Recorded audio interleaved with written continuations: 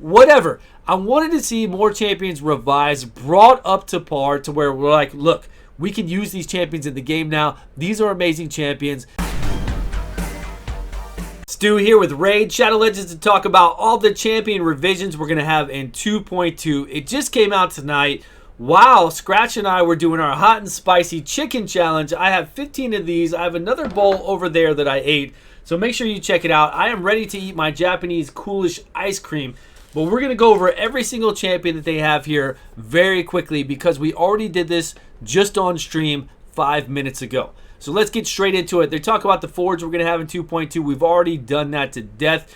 They talk about the advanced quests we know we're going to be able to do every month. We have 10 advanced quests a day. We're going to be able to get our books. But what we really want to talk about are the champion revisions. Now, I'm going to be totally honest with you. I feel like they really let us down. Most of these are so small, slight tweaks to champions that it doesn't even matter. A lot of these champions that we thought maybe would be brought up were not. Warlord actually got a buff. I can't believe it. Duchess got a nerf, which is kind of big because most of us out there in Platinum Arena don't believe that she even needs this kind of a nerf.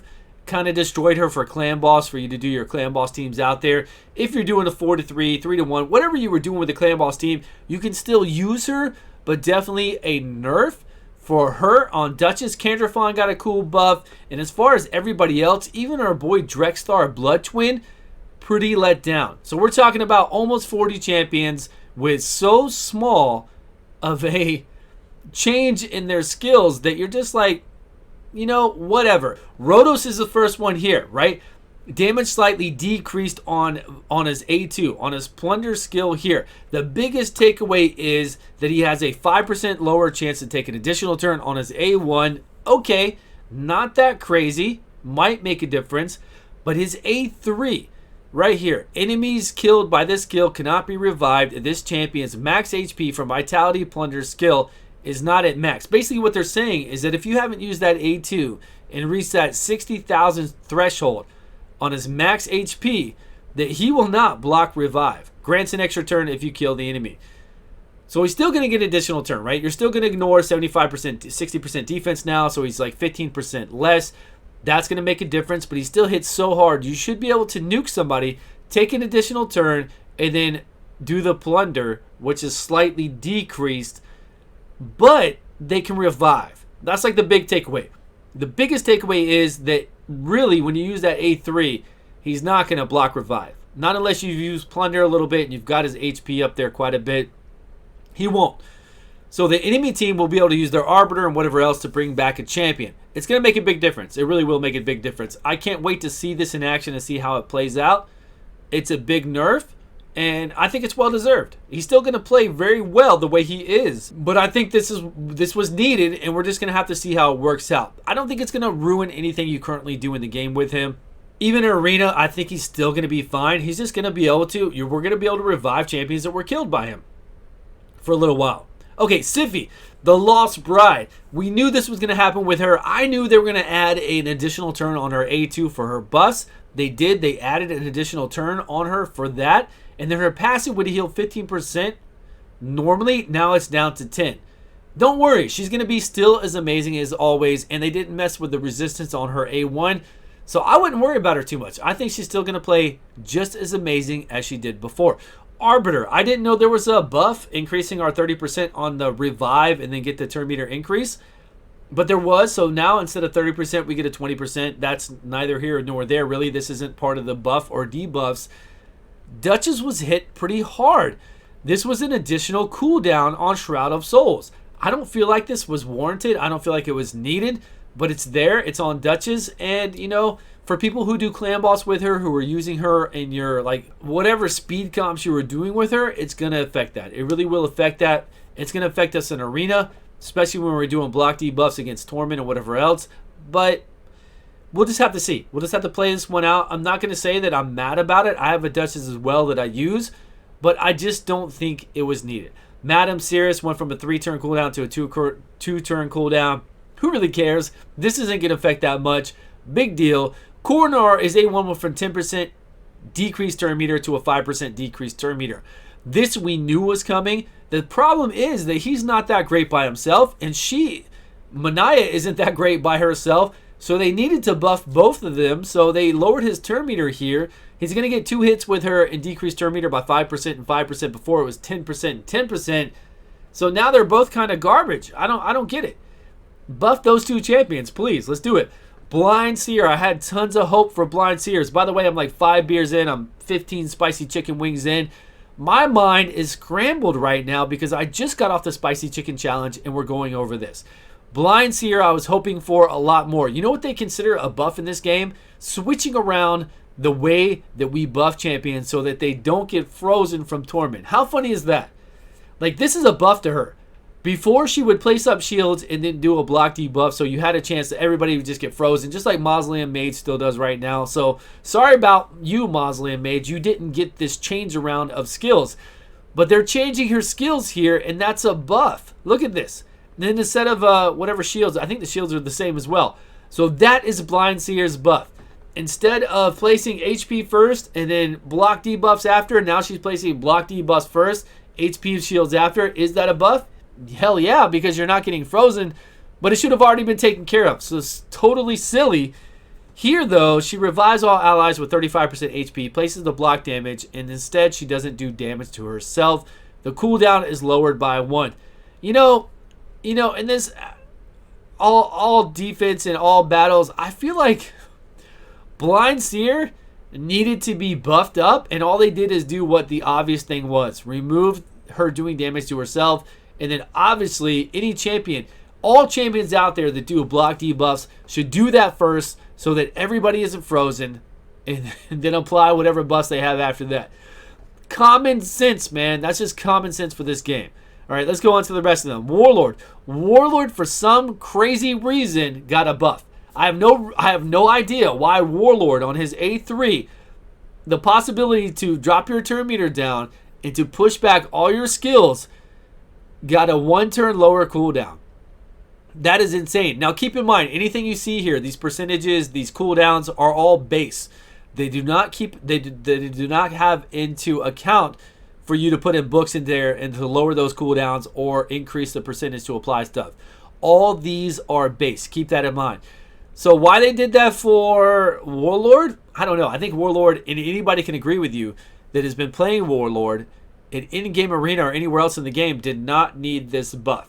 But hey, we'll take it, right? I've got a Warlord. I hope you have a Warlord. We will take that. Crew Trexa has a chance to, like a higher chance to do this weaken. That's cool. And then has a higher chance to remove 2 random buffs from the target. And then gets an extra turn on her A2, and then she does her A1. Did she need that? Not really. This is so minute that who really cares? And then Gorgo, the Augur, 2 random buffs. And then freezes everybody. So before it was 1 random buff. Yeah, 2 is great. Now his base speed increase is what really matters, right? He got a base speed increase to 93. That helps, but really you could increase his base speed to 100 to 105, and it would have been much better. This guy needs a lot to work with. Ray can remove all buffs, and it has a 75% chance to freeze everybody on a pretty long cooldown. But his cooldown was lowered, so that's good. I mean, hey, we're working forward with these Void legendaries and making them better. Everything was a buff on him, so that's good. I commend that, but again, still pretty minor, right? But still good. Gorgo got a buff. Alika here. I mean, if you want to consider this a buff, you can.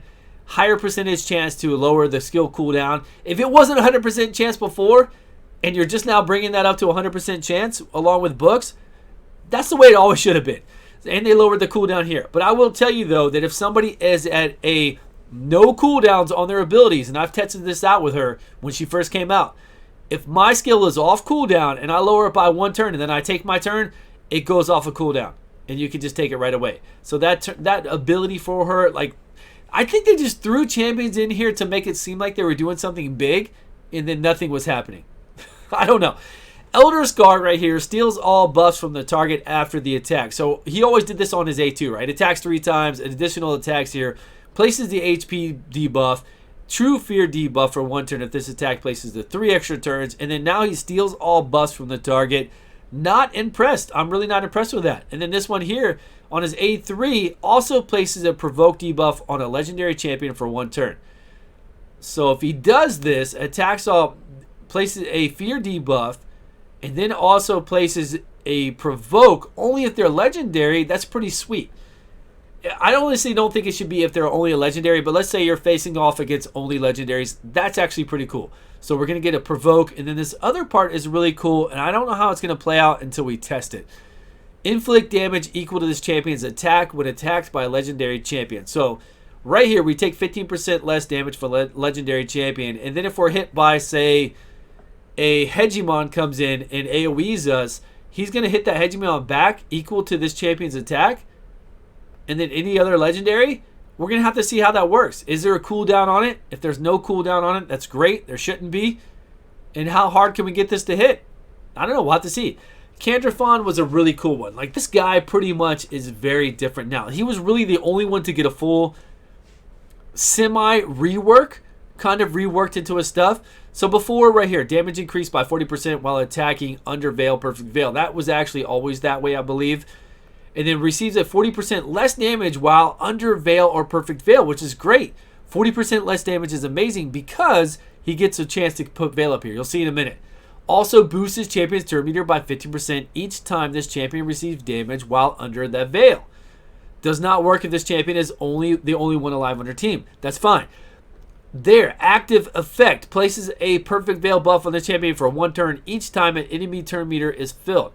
This buff cannot be removed.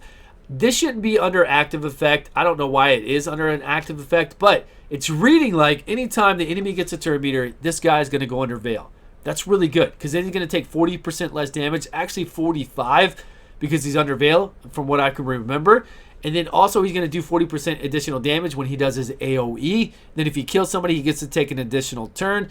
Plus that A1, when he goes after that additional turn, it used to be if they had a increased attack buff, he would place an additional hit. Now on his A1, he attacks when he places an additional hit if the target is under any buff whatsoever. So that's pretty sweet as well. Good increase on him. This one where his on the hunt move, we were hoping like an additional turn for on the hunt. But instead they increase his speed, increase his critical damage, and whatnot. Don't even care about that, but the rest of this for him is actually very cool. I like that. Torment.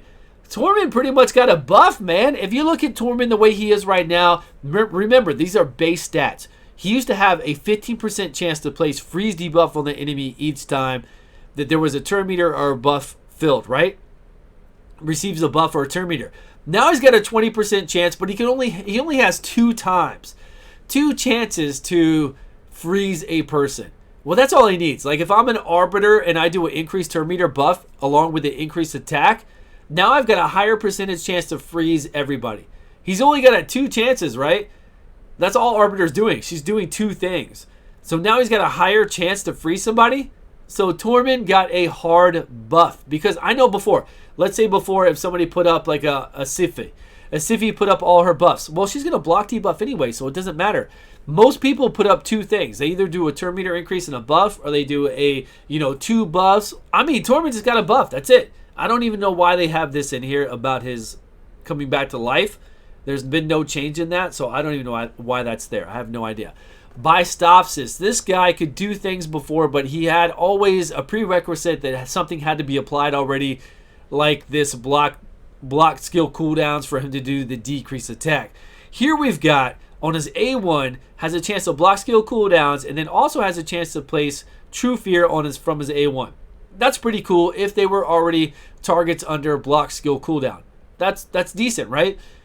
This one used to be like attack 4 targets at random. Now it attacks all enemies and has a 50% chance to apply the 60% decreased defense.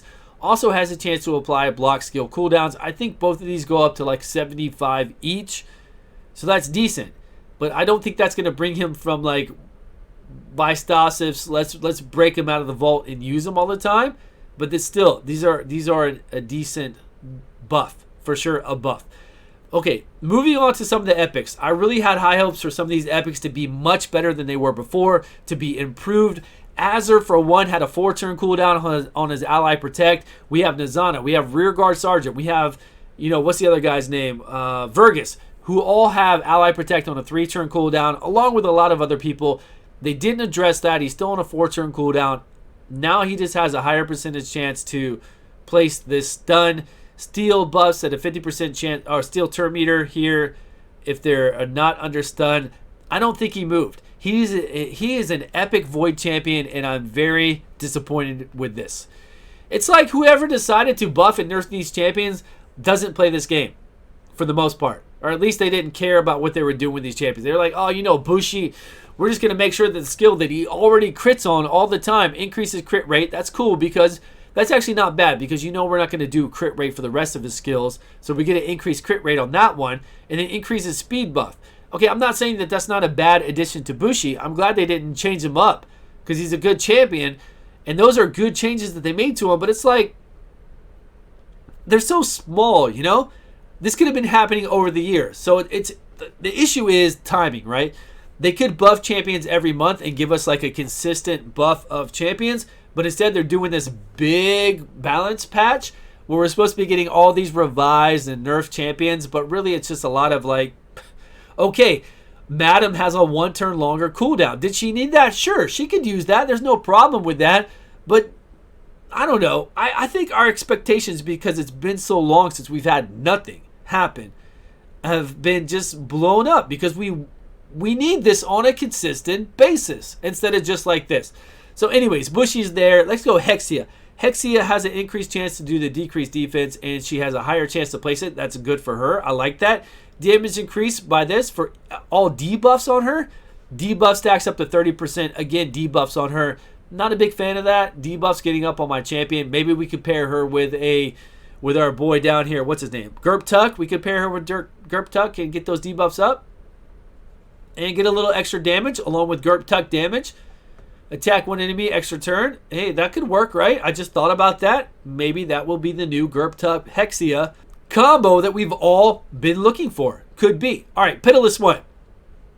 Another example of very disappointing. I thought this champion was going to be really cool. Damage slightly increased. Okay, great. Still, I don't think anybody is going to play Pitiless One. There we go. Bonekeeper, she went from 35% to a 50% additional critical damage. Over time, we all know that additional critical damage is nowhere near as much damage as, say, giving an additional 40% damage or 50% damage. This little bit of critical damage is not a lot at all. Fills the turn meter of all allies by 50% if this attack kills an enemy. Anytime we have something based on killing an enemy, that means that they're no good on the bosses that we fight whatsoever. So again, this one is a big miss for Bonekeeper. Missionary, his damage is now going to be based off of HP. Is that a good thing? Most cases that we've seen, whenever they do this with Wad Painted or whatever that lady's name is and other people, especially with epics here, it hasn't made any kind of difference. The HP scaling, I mean, this is good for a missionary because his attack isn't that great anyways. I don't know what this decrease in attack is. Did they really nerf his ability to put up a decrease attack here? And then decrease the target's turn meter by 50%, right? That's good. We get to attack one enemy, we get to decrease their turn meter, and then we have a chance to do heal reduction here. Also has a chance to apply decreased speed. All this based off of HP. We're going to have to try Missionary out, but I guarantee you with all this that I can see here, we're not like, wow. It's not a wow champion. I don't think he's going to do that much more damage. Maybe, and even if he does, we get a turn meter reduction, which is always great. We'll have to see about the rest. I don't know. Jotun, another one that has been just like severely neglected for so long since the game came out. Will he do more damage based off of HP now? We're hoping. Again, another one who didn't have great stats. Another one, like right here, damage increased by 50% when they're under HP burn. He does HP burn on his A1, I believe. So that's pretty good because 50% additional damage is great, but I think this is on a 4-turn cooldown booked out. 5-turn here. So every 4 turns, we're going to get a hard hit. I know you're thinking Clan Boss right now. You're like, okay, Stu, this guy's doing damage based off at max HP, and he's going to do burns, plus he's going to do 50% damage every 4 turns on a burn. I'm going to use this guy in Clan Boss right away. I don't think it's really going to work out that way, but we will try. We will try. Tasada, another, what do we get? Another Barbarian here, 3 turns, chance to apply a weaken increased. This cooldown went to a 3-turn cooldown instead. I don't know. I really don't even remember what this spirit move is, and I'm sorry, we should have looked that up, but we've talked about everything on the stream, and we just didn't even, we passed over that one. Mauve here attacks one enemy, has a 60% chance to apply a sleep debuff for 1 turn, and that's it. We got an increased chance to apply the sleep debuff, 50% chance of granting an extra turn if the sleep debuff is placed. So that might work out well for her. That might work out really well. We got an additional chance to sleep, and then so that means we can take an additional turn. Attack one enemy, places a stun debuff for 1 turn, and then it's a stun debuff 2 turns right there. I don't know. Again, it's small changes that are great. I'm not downing those, but I was kind of hoping, especially for like somebody like the Firstborn, I was hoping for a total rework on the Firstborn to be a really, really good champion. So we got a higher percentage chance to place decreased defense. Always amazing thing to do, right? To get that decreased defense. If you kill an enemy, we get the rest of the stuff on the A1, right? You can read it right there. I believe that's our A1. Attack one enemy and then attack all enemies with a second. This hit deals 80% of the damage inflicted from the first hit. Now, you got to remember, this means overall damage. So you take 80% of that one damage that she did on that A1, and then you spread that 80% over whoever else are there on the AoE. It's not actually doing that 80% damage on each of the other champions there. It's taking that 80% and then it's spreading it out on everybody else. So again, that is not a great move for a champion to have. Attack one enemy before attacking, has a chance to apply a weaken. Looks like that's a higher chance to apply it. Okay, she can apply a weaken and she can do decreased defense, which is what we look for on the clan boss on unkillable comps. We've seen that with Ina. We've seen this with our boy down here that we're going to see in a minute, Bellinor. If anybody can do a decreased defense and a decreased weaken and do some major damage, we can always use them on an unkillable comp. It works out. I don't think it's going to work that great for her, but we'll see. Taurus, God, so many champions. Taurus here actually got a buff. I was very surprised to see this. I thought the amount of poisons that he was going to apply was going to be much less. Instead of 3 poisons, I thought he was going to go down to 2 so that him and Xavier aren't going to be that dirty. Now that he went up to 4, everybody out there can play Taurus and Xavier comps and clear waves, reset with Kymar, clear a wave, get to the dragon, get to everything else. It's going to be so easy. So easy. I wouldn't be surprised if this gets changed by the time this comes out. I don't know. I cannot even imagine who would okay this. Who would think that that's good? It's crazy. This is like the craziest buff I've seen here tonight. This one right here on Taurus. 4 poisons at a 2-turn cooldown, which, you know, we do masteries to get that to a 3 if we can.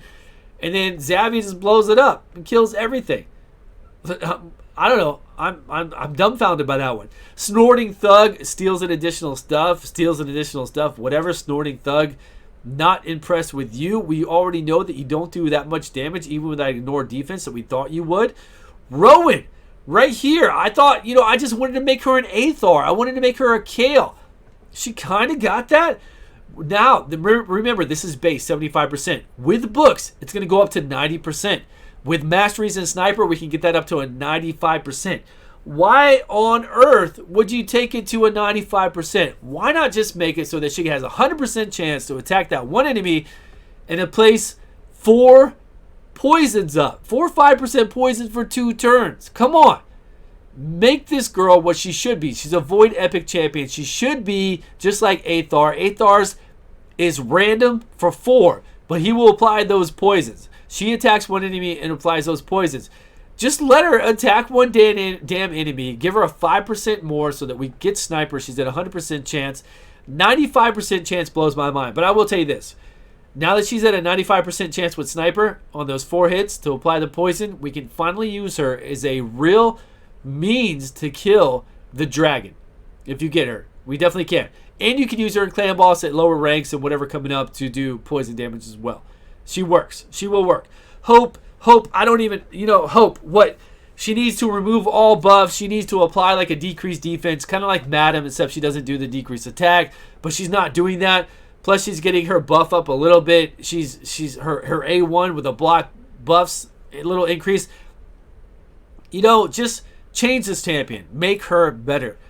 This isn't it. Canoness, the same thing. Canoness is kind of interesting, right? She can place a leech. She does damage based off of defense. She's going to go to a 3-turn cooldown to place a leech for 2 turns if she applies it, right? The scary thing is that on a 3-turn cooldown, if you don't place this leech and you need it for something like the clan boss, right? Because she has a 50% chance to apply an increased attack buff on an ally. That's not a decreased attack. If this was a decreased attack on the A1 and then she also had a way to do a leech, she would be great for the clan boss. But as is, for anything in the game, Canoness is still pretty garbage.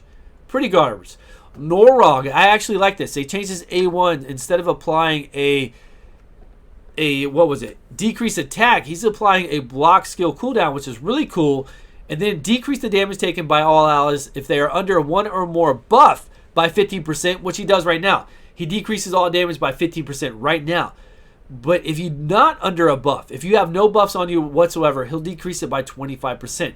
Does that mean Norog can come in here and block 25% damage from something like a blender comp and save your team? Almost. Probably not. Even with masteries, taking less damage from crits, this still is not enough because Duchess can do 25% right now, right? So maybe if we combine Norog and Duchess together, we can block a lot of damage if there's no buffs up on our champions. Maybe. I don't think that's like, it's cool. Maybe we'll find some uses for it.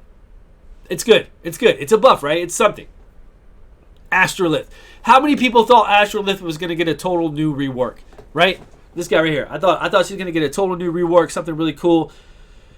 She didn't really need a total rework. I do like her abilities. This actually is not bad. The fact that it cannot be resisted for her bombs means that we don't have to worry about accuracy. And for her, we needed a lot of things, right? We needed speed, we needed accuracy, we needed critical damage. Now we can swap. We can get that turn meter increase on the A1. We can swap HP, and we can still apply the bombs. So I think this is a big plus for her. I think this is actually going to make her pretty interesting. I'm not saying that everybody out there is going to go do their Astrolith and be like, oh my God, she's the best thing ever now. But this helps. This helps a tremendous amount that we don't have to worry about that one stat of accuracy on her. Very much. Smash Lord. This guy's actually really good. And I don't know what this green is, but he always, I think, removed all debuffs, placed block debuffs up, and then did the healing. So I don't know what this change is here. I don't even know why this is in green. Because he wasn't getting frozen by Torment before, from what I can remember. I don't have him personally, but I remember he did it in the right order, and he would still block that freeze. So what's up with him is his third ability, where he would normally sacrifice 50% of his HP and do a hit. Now he's sacrificing 25% of his HP and doing that hit. That's better. That's good for him, because his A1 and his A2 are solid. He's a solid champion. Hakram Smash Lord is. Bellinor, I don't even know what's going on with this guy. I cannot even understand what this team is talking about. Places a perfect Veil buff on the champion for 2 turns. Apply to Ascension skill 2. Okay. Overkill will attack the enemy with the lowest HP with any surplus damage if this skill kills somebody. I get that. But then Technical Partner. This is if you have Xavia with him. Activates his champion's Sword Leader skill, which is his A1. And then also activates Xavia Poison Range, which is her A2 to attack all enemies 2 times and has a chance to apply poison on each of those hits. Sounds cool. When is he activating this? Is he just doing, because this is like a skill. This Tactical Partner is a skill on like a 3-4 turn cooldown. So if he applies that skill, attacks one enemy, applies all those debuffs that he does on it when she's there, and then also he's going to go in with his A1 after that, and then she's going to go with her AoE, that's pretty cool. I don't mind that. He still looks like he's going to be just the same to do a 1-key Ultra Nightmare with your Bat Eater comp. We're still going to be applying the decreased defense, the decreased weaken. So anybody who can do that can do really well on the clan boss, right? We put him in Relentless Gear, let him go. Abyss. This girl has needed 100% chance to apply the decreased defense since this game started. She finally has the ability to do that. Also, she's going to get an additional damage if her A3 does damage based off of the criteria of if the enemy has more attack or if the enemy has more defense. So we'll have to see how this plays out. Anytime we can ignore 30% of the defense is way better than 30% critical damage. So I'm hoping that I fight against somebody with her that has really high defense. She takes that one. She does massive damage on her A3 plus ignores 30% of the defense. That's what I'm going for. That's what I want to see her do. She should have had 100% chance to ignore AoE, ignore defense, or 60% decreased defense debuff a long time ago. This has been a long time coming. Gerp Tuck, the only thing I see here that is really good, instead of a 5% poison killing your whole entire team, he has a 2.5% poison now. He's not going to kill your team as fast. That's really good. You're still going to get the same amount of increase, right? As long as you're under a poison debuff. So you're still going to get that damage out there, but he's not going to kill you as much. I think that's good. I still don't think we're going to be running out there and using Tuck in everything we do because he's just not that great. But now we're not going to die as fast. That's fantastic. Dracomorph here. Again, this is just like another really minor thing about surplus damage cannot critical hit. That way, whenever we're on something like the Doom Tower or we're on the Ice Golem boss, we kill one of the side minions, the surplus damage isn't going to critical hit and just do, like, kill the Ice Golem in one hit. Okay? That's all that's for. That's it. Drexthar Bloodtwin. Super disappointed. This is it, guys. This is like the rest of the list. Super disappointed. Drexthar Bloodtwin does not have a 100% chance to apply a provoke. Instead, he only gets a 100% chance to apply a provoke if the enemy is under HP burn. Well, he's got to hit on his A1, or you got to hit him to activate his passive to apply an HP burn. So this is not a major buff. This is like a whatever. Do you want me to bring in Ignatius to apply burns so that my boy then can have Drexthar Bloodtwin can have a 100% chance to apply a provoke? It's just silliness, man. I don't even understand this one. This is garbage.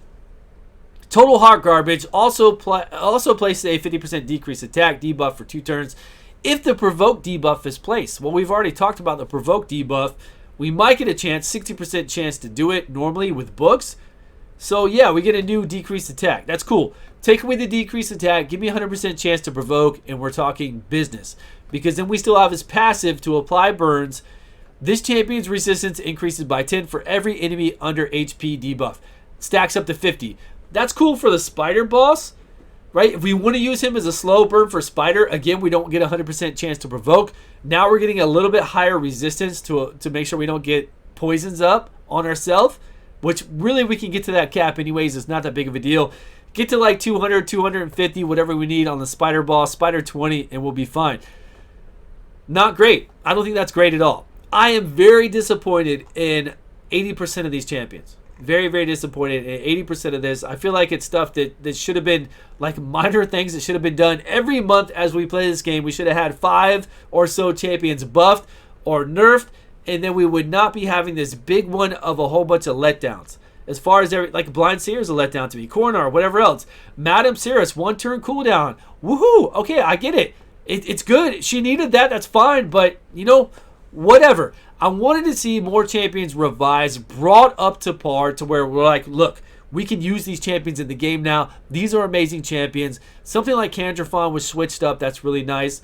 I just, you know, Azur's no good. Bushi, whatever. Hexia, you know, not going to change the difference. Pitiless One, Bonekeeper, Missionary, Jolton, I doubt it. We're going to have to see Tasada, Mup. Firstborn and disappointing. Taurus, I can't believe he was buffed. Snorting Thug, no good. Rowan, okay, good. We need this to be a 100% chance. Hope, terrible. Cannon is terrible. And the rest. I'm just, you know, we'll see. We'll have to see. But that's all we got for the buffs and nerfs, everybody. Thank you so much for watching. Again, I'm sorry. I've been drinking all night. I've been eating spicy hot chicken wings all night. Thank you so much for watching. I will see you guys all on a video soon.